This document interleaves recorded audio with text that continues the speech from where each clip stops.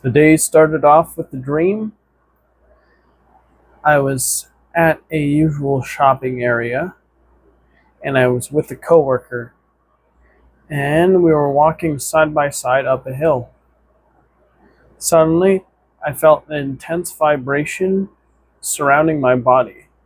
And then I immediately launched up into the air really quickly until I eventually arrived back in my bed. Now, to put this in context, I was listening to an astral projection guided meditation video for going to sleep to before hitting the hay. There was one major difference though. Instead of putting on headphones or earbuds, which I usually take off halfway through the meditation on my own unconsciously, as if my body doesn't like having those sounds protrude into my ears.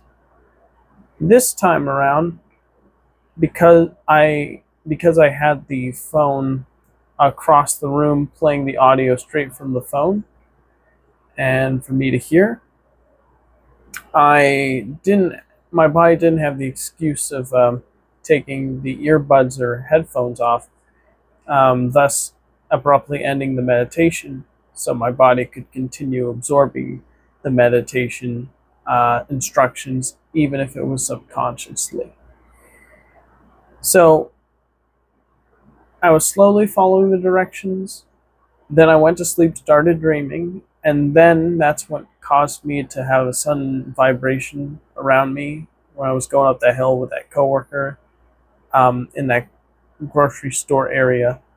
And then I shot up into the sky, and then suddenly I was in my room, and I could feel a heavy and intense vibration sensation all throughout my body, from my head to my toes to every muscle around me. It was a very intense and strong feeling that I was not expecting. And the crazy part was that even though my body was technically asleep and could feel those vibrating sensations, I could still hear the guided meditation.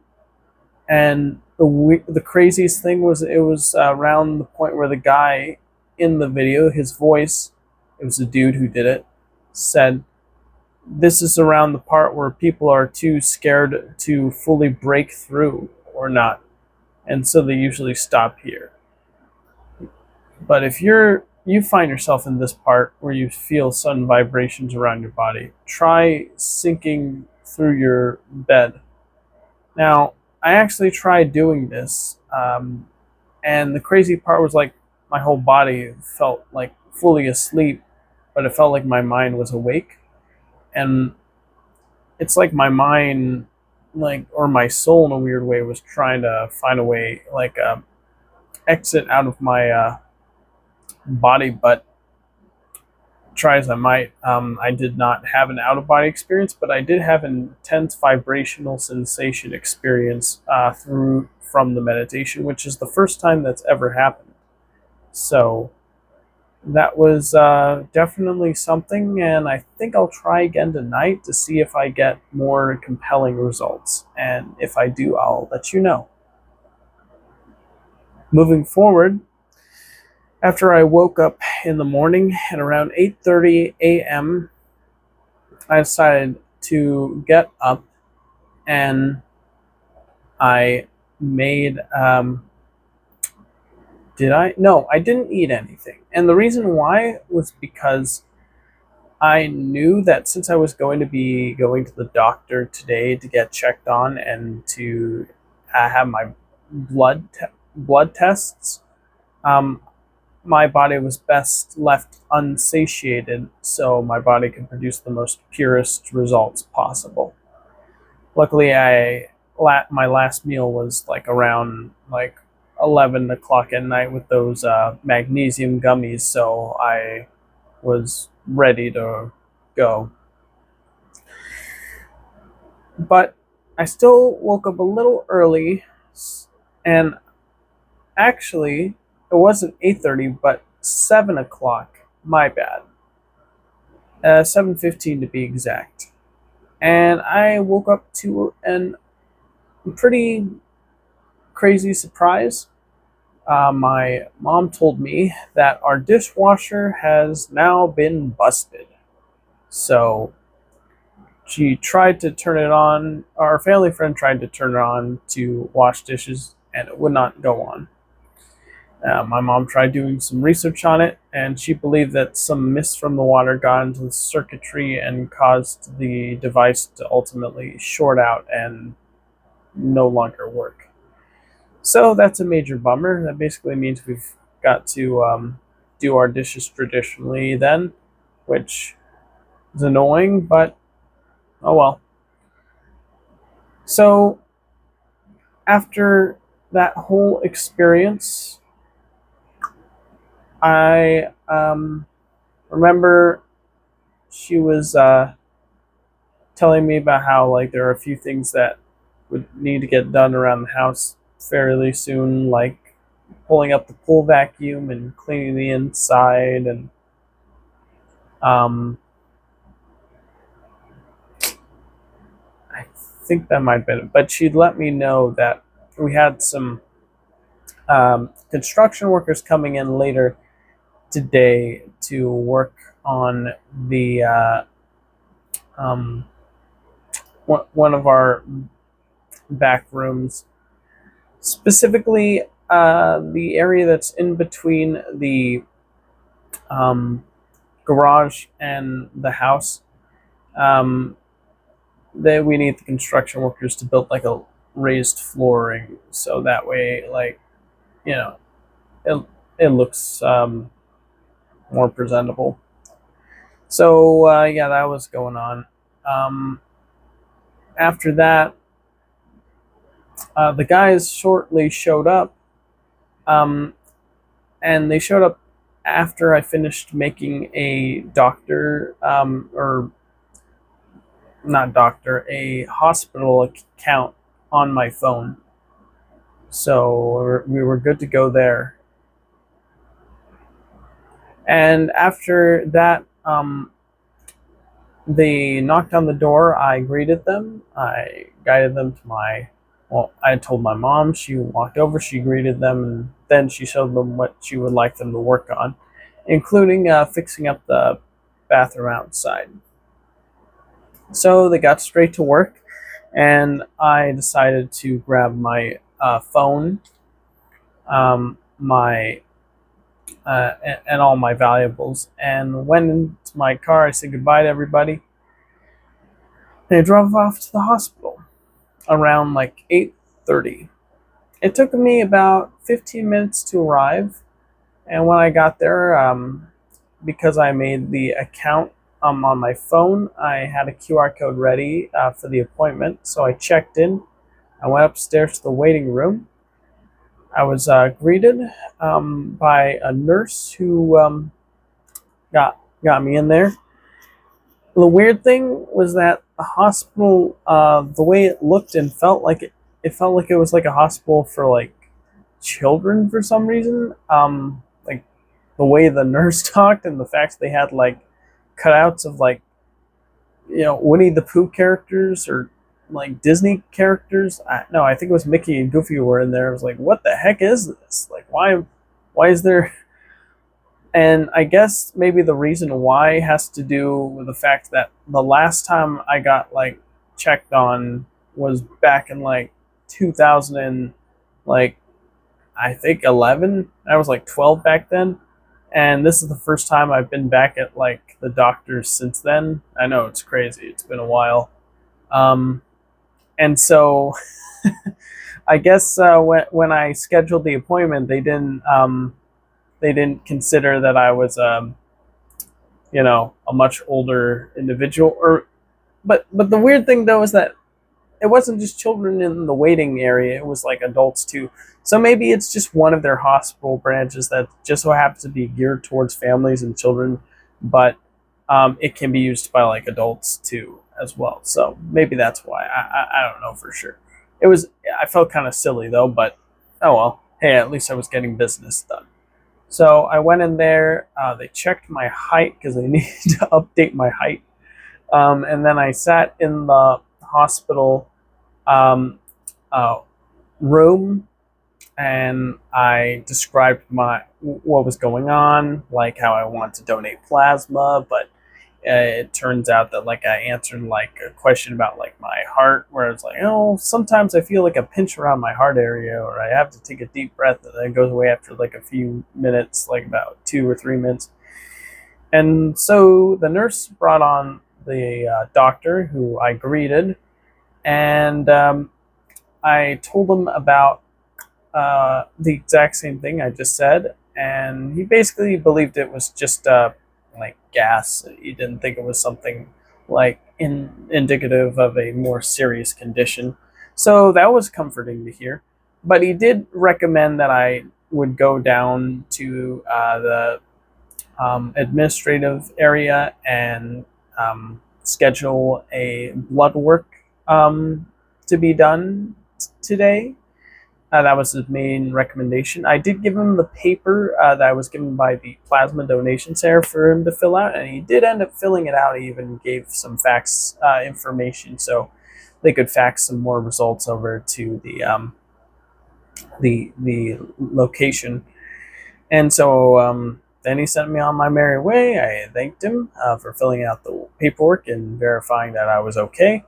I went downstairs. I met the lady administrator, who was a very nice lady, and I told her I was recommended by the doctor to do a blood test. So she was like, "All right, we sign you in. Take a seat." So I was like, "But first, here's a cup, and just make sure to go over there in the restroom and put it on the little um, turntable thing."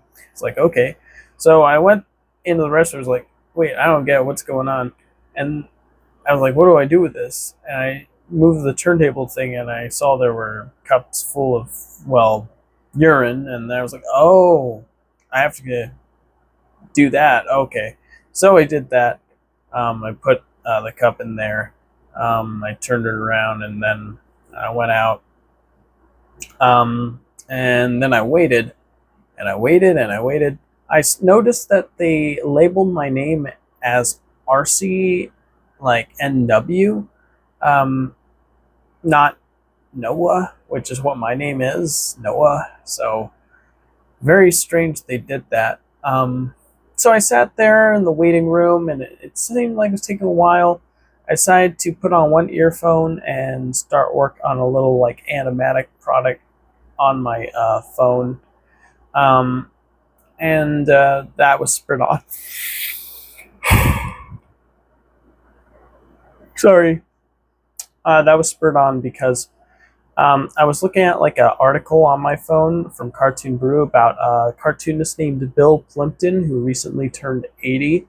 That was the first thing I actually opened up when I sat down in the waiting area, and I was basically just reading this article that had this really like clearly like a friend of his wrote the whole thing, the article out, and he had sort of that like boomer like comic book fan like energy to the way he wrote.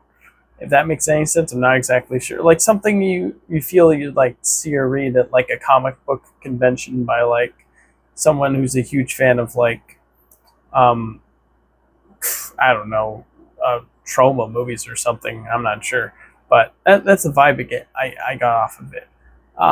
But yeah, basically, Bill Plimpton, a really, really talented animator, storyteller, and quite an inspiration, I must say, because in the article basically talked about how the guy is pretty much just was able to find a way to make money off of his films by like, you know, premiering them in Annecy, and then like distributors and fans of film would go there, see them, and ask if they could distribute it, and they paid him money to do it. And then he would like make like shorts or feature films on his own, and he'd go to conventions and he'd do like the 24-hour hustle where he sell his wares, like his original art, his um, you know, DVDs and souvenirs, all on his own.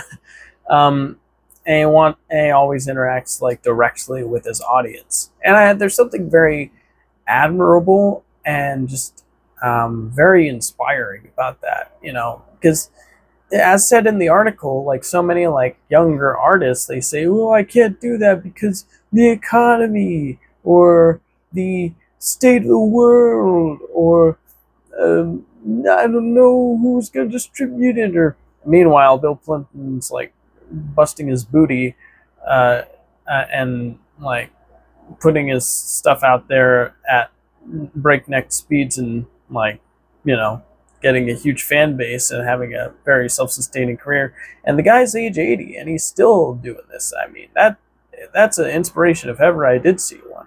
And his films definitely have a really unique and human touch to them. And the crazy part is, like, I think they're all like almost completely made by him, which really gives them that special sort of singular artist seal of approval. Kind of reminds me of something like Calvin and Hobbes, where comic strips, those are fully like of the artist's point of view, because it was only one person that drew it, inked it, and then wrote it. The thing with movies is, because there's such a collaborative effort, it's really not just one artist's vision. Even though we could say, oh, the director, and then the writers, and then the producers, and then the hierarchy goes all the way down until you eventually get to like the animators and whatnot. And basically, like, all the people who work in that are trying to make stuff that feels cohesive and adheres to the director's vision. And while that's true, where even though technically big budget animation does try to have a cohesive vision, um, just one guy who makes an animated film, that's the most cohesive vision of all, because he's literally doing everything. So you're just getting the full on unfiltered, unadulterated point of view of the artist right there, and that's pretty awesome. I remember like watching one of his movies. I think it was called like Mutant Aliens or something like that, and I just remembered, what the heck is this? Like, it just weirded me out. I was like, I don't know about this. This seems not my cup of tea, honestly. But hey, you gotta respect the hustle. Kind of reminds me of my opinions on Vizzy Pop. If anyone doesn't know who she is, she's a independent animator of the modern era, who basically busted her butt, like releasing like animations and music videos, and then like animated pilots, and selling them to like Amazon and like YouTube, and basically like you know kicking butt, taking names, like. And while I've seen her stuff, and personally for me, it really does feel like it's leaning towards the edgy tween hot topic, like mid 2000s goth crowd. Not really something that I'm personally into, if I'm being honest with you.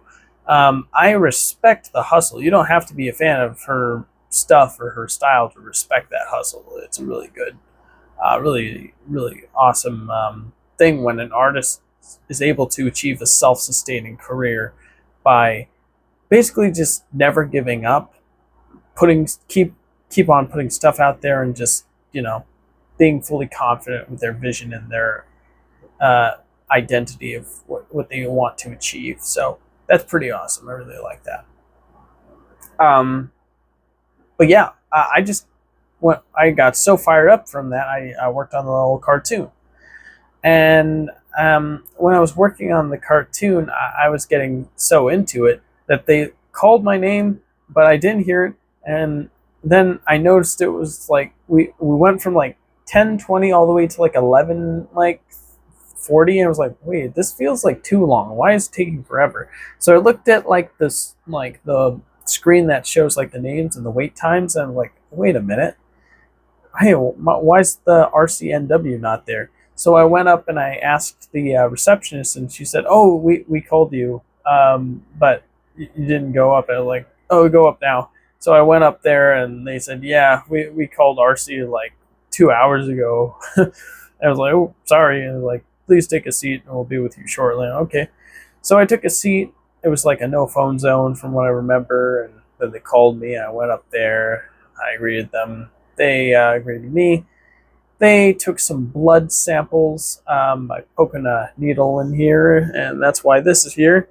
And they got quite a few samples to test for my um, for my eligibility of plasma donation, but on top of that, simply just general health as well.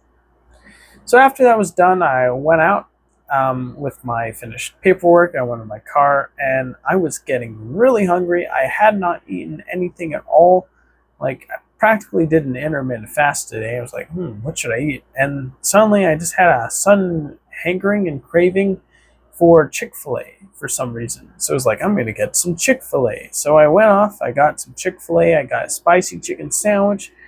I got those waffle fries, I think is what they're called. And I also got a Coke Zero and some Chick-fil-A sauce. And I had that. It was pretty good.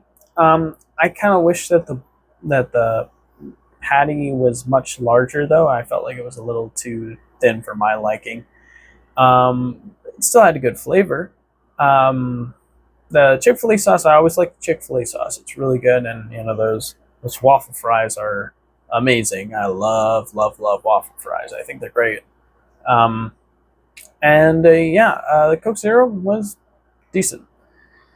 So so I was eating the meal. I was listening to a Jesse Michaels podcast where he was interviewing a documentary and filmmaker who was talking about a professor who was into psionics and how that connects to stuff like the Montauk Project and things like that. I was like, ooh, fascinating.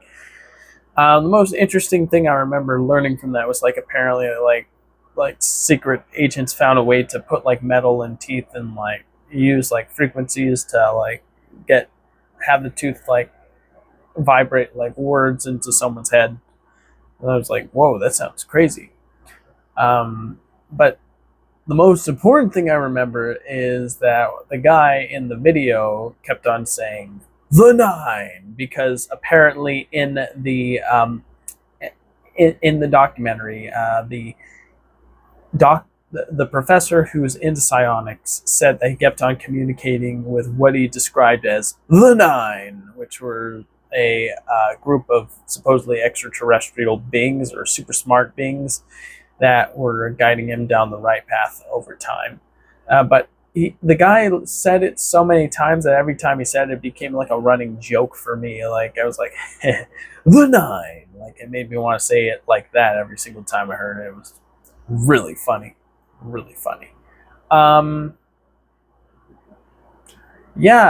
after that, I decided I would go off to the blood plasma donation center to drop off the paperwork. So I did that. It was like about a 35-minute drive. When I finally got there, I greeted the one of the nurses. It just so happened to be the same nurse that checked me in the first time I was there.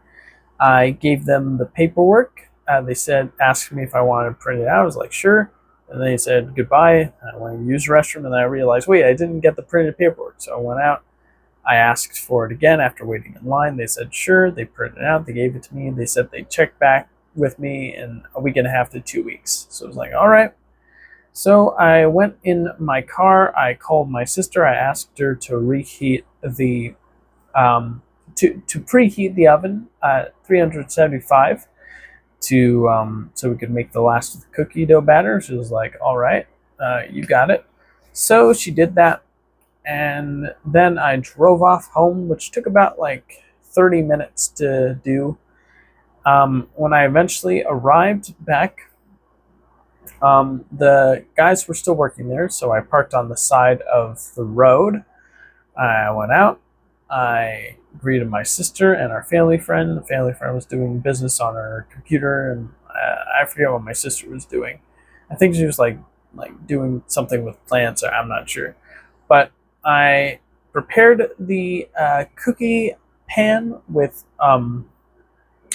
parchment paper and the Toll House cookie dough with the walnuts in it, crushed walnuts.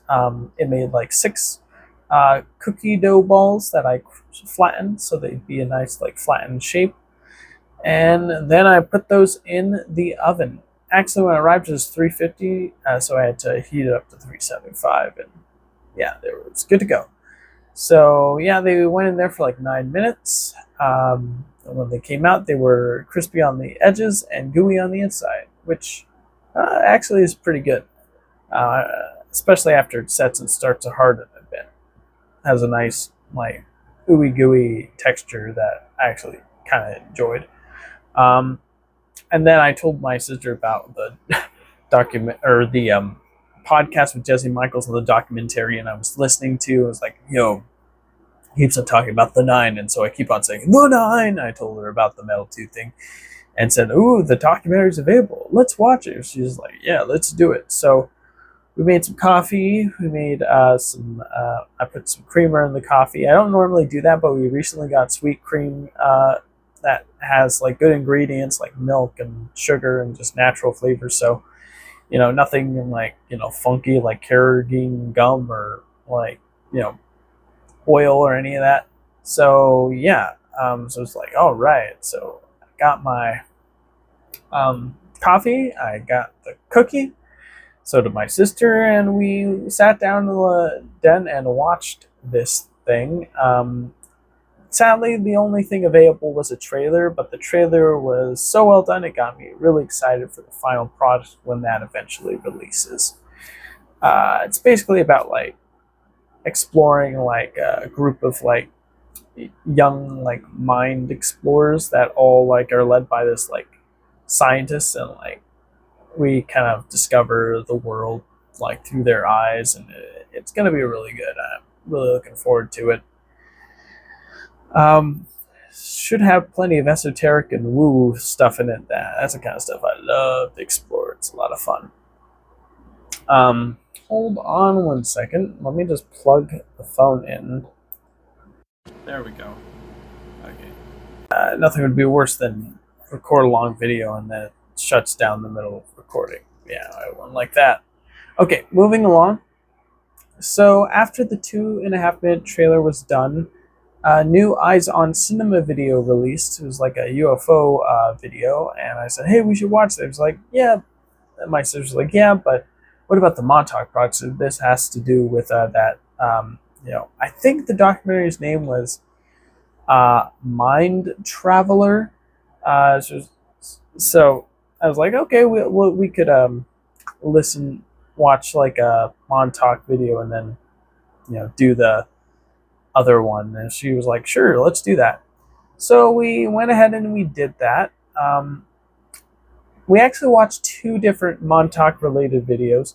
One was like apparently 3 men being interviewed by it was like a behind the scenes of these like 3 older men like being interviewed by like a documentary and filmmaker, who it was basically just a behind the scenes of like him talking about like how the movie was made and like how he decided to capture these guys,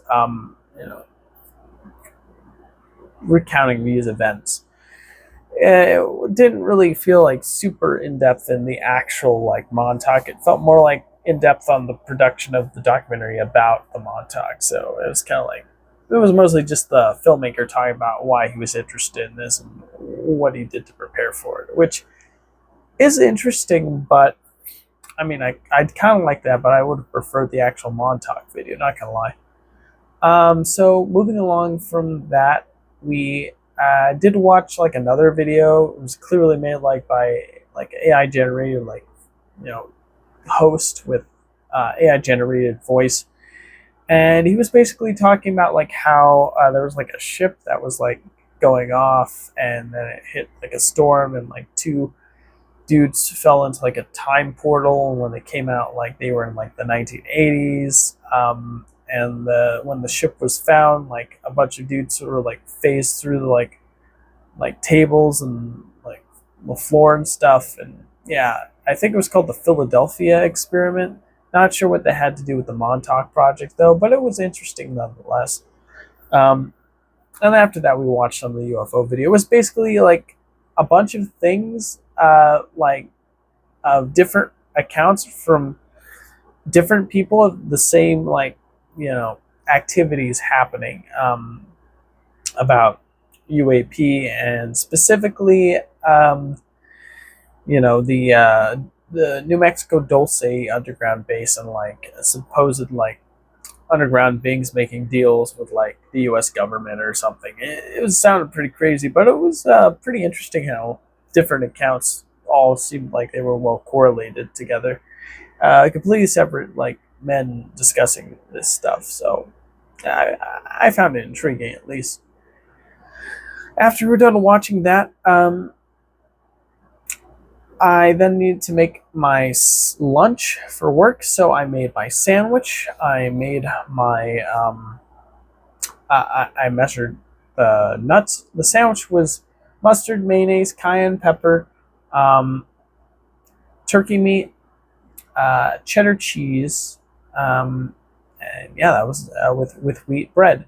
And then after that, I had some walnuts in there, and then I had a Galaxy apple with it, and a bag of Ruffle baked chips, cheddar flavored, and a can of Fresca soda. So then I needed to use the restroom. After I was done, I got dressed and I took the food with me. I said goodbye to my sister and our family friend, told them I love them, and then I went in my car and I drove off to work. Now, when I got to work, I punched in. I was notified by my boss to go in to the office. I was like, "Am I in trouble or something?" It was like, "Well, we have these people who would like to let you know something." So they let me know something. I was like, "Well, duly understood." So after I heard that, I was like, "Oh, I guess some changes are going to happen." So yeah, I got out and I went off to put my food into the fridge and came out and checked the schedule and put on my vest and went to work. And yeah, so that's pretty much what happened. I gotta be honest. Today, due to what I was told, I did feel kind of down because I'm not one for change. I don't really like change, if I'm being honest with you, because I prefer like things to be consistent. Like, as I like security, if I'm being perfectly frank. But you know, um, I'm like, well, if I could give like this change a chance, maybe I could like find something to like about it. But to be honest, the change that was implemented today was something that I wasn't really a huge fan of, um, because again, I am a creature of habit, and I also just enjoy the freedom that my previous um, previous situation allowed me. So this situation made me feel more constrained and under pressure to be more a certain way, I guess. So yeah, I didn't really like that. Kind of felt down the whole day, if I'm being honest with you, because of the change. Yeah, but yeah, I did. I tried to do the best I could in the new environment, new circumstances. I uh, took out the trash. I cleaned out wet messes. I swept the floors. I punched in my sweeps. Um, yeah, I checked the restrooms, and yeah, all went pretty well. I even told one of my coworkers about the dream that they were in, and they were like, "Ooh, that's crazy." They even recommended like getting in contact with someone who like does art of their dreams and see what they think about it. I'm like, ooh, that's interesting. Maybe we'll see. Um, and then after that, I did my first break where I did some breath work, and that was pretty nice. I felt more relaxed. I even told a coworker about like how relaxed it made me feel after they asked me why do I do breath work. So that was cool. And I just did my duties. Like I was asked constantly by different coworkers who normally knows I'm more jaunty and everything. Why are you feeling down? And I can't like I didn't really want to get into it because I didn't want to make any drama or make a big deal about it. Like I just wanted to keep things in and deal with it in my mind. So I would just say, "Oh, I'm fine" or "I'm good." If push came to shove, though, I did say a little bit, but wasn't fully like didn't fully let all the beans out, I guess you could say. But yeah. Well, anywho, eventually I had my lunch break, so I ate. And as I was eating, I was watching a Jesse Michaels clip where he was interviewing a guy about I don't know, something about Mormons, like um, being like the perfect CIA spies or something because they're so well disciplined. I was like, oh, that's interesting. And then after that, I went downstairs. I punched back in. I took out the trash. I brought in the bags. I wiped down the check stands. And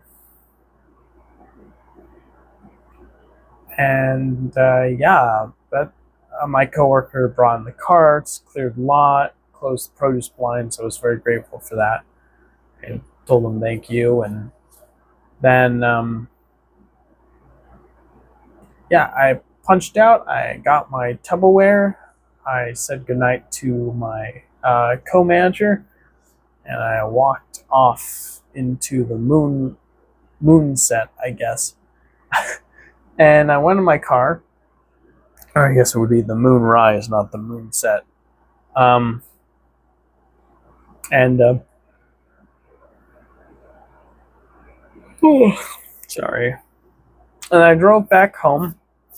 No music, no nothing. Just quiet drive. When I got back, I was like felt so drained due to the change. Like, oh, I'm so exhausted.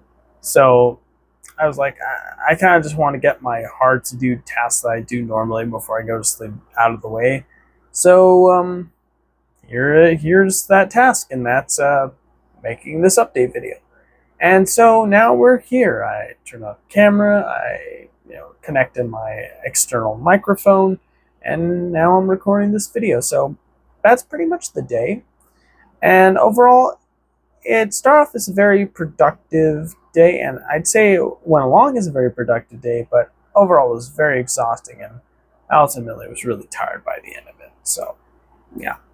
Well, thank you so much for watching. I very much appreciate it. And I'll see you in the next video. Take care, everybody, and good night.